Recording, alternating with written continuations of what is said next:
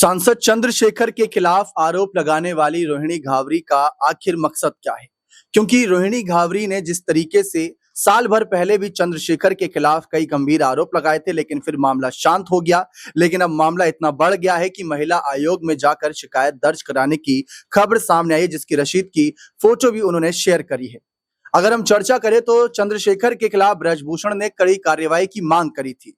अब जब बात ब्रजभूषण की आई है, अगर हम उनके मामले से चंद्रशेखर के मामले को समझे तो बहुत कुछ बातें निकल कर सामने आती हैं। जैसे विनेश फोगाट ने कहीं ना कहीं ब्रजभूषण के खिलाफ आरोप लगाते हुए धरने प्रदर्शन पर बैठ गई थी, लेकिन जब हरियाणा में चुनाव होते हैं 2024 में, तो वह विधानसभा चुनाव लड़ती हैं कांग्रेस के टिकट से और जीत भी जाती हैं, विधायक बनती हैं वहां विनेश फोगाट।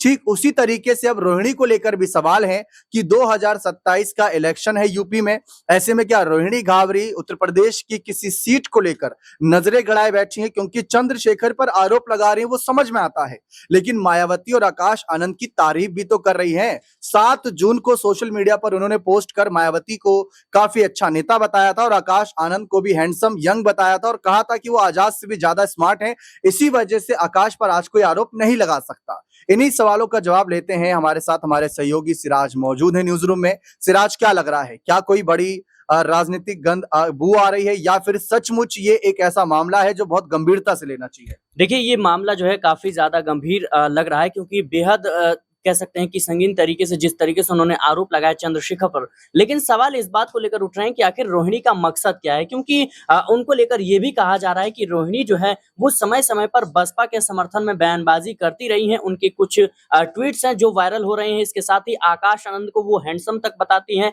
और हालांकि देखा जाए तो वो बहुजन समाज पार्टी की तरफ उनका झुकाव भी देखने को मिलता है। लेकिन बड़ा सवाल यह है कि आखिर ये जो तमाम आरोप है किसके इशारे पर लगाया जा रहा है। देखिए, आज से ठीक कुछ साल पहले जिस तरीके से पहलवान विनेश फोगाट ने कहीं ना कहीं ब्रजभूषण के खिलाफ जो आरोप लगाए थे, उसके बाद क्या हुआ, विपक्षी पार्टियों का उन्हें समर्थन मिलता है और देखते ही देखते हरियाणा में विधानसभा का चुनाव आ जाता है और विनेश फोगाट कांग्रेस के टिकट पर आज विधायक भी बन गई है। लेकिन बड़ा सवाल यह है कि क्या उसी रास्ते पर कहीं ना कहीं अब ये जो रोहिणी है वो चल रही है। देखिए, भले ही विनेश फोगाट विधायक बन गए, लेकिन इसका कतई मतलब ये नहीं है कि ब्रजभूषण पर लगाए गए आरोप जो है वो कह सकते हैं उसमें सच्चाई नहीं। ये तो अदालत का फैसला है और जांच होने पर तमाम तरह की चीजें सामने आएंगी, उसके बाद ही पता चलेगा। लेकिन अब रोहिणी भी जिस तरीके से ये आरोप लगा रही हैं, बात कह रही हैं वो कि हम कोर्ट में जाएंगे, लेकिन कोर्ट में आखिर वो जाएंगे कब? कह सकते हैं कि आज से साल भर ठीक पहले उन्होंने आरोप लगाए थे, लेकिन उसके बाद भी वो चुप रही। फिर वो कहती हैं कि लोकसभा चुनाव में मैं इस वजह से चुप रही क्योंकि चंद्रशेखर आजाद को राजनीतिक रूप से नुकसान ना हो।